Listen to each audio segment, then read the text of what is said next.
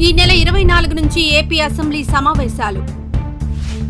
తెలంగాణలో 28 మంది ఐపీఎస్ల బదిలీ. రేపు మంత్రిగా బాధ్యతలు స్వీకరించనున్న పవన్.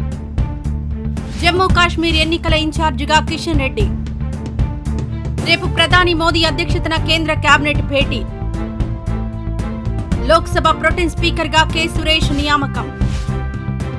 4 రాష్ట్రాలకు ఎన్నికల ఇన్ఛార్జీలను నియమించిన బీజేపీ.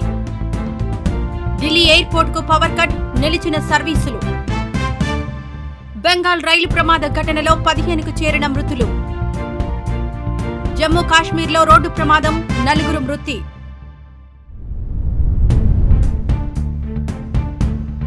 ఈ వీడియో నచ్చితే లైక్ చేయండి, షేర్ చేయండి. మరింత సమాచారం కొరకు మా ఛానల్ను సబ్స్క్రైబ్ చేయండి.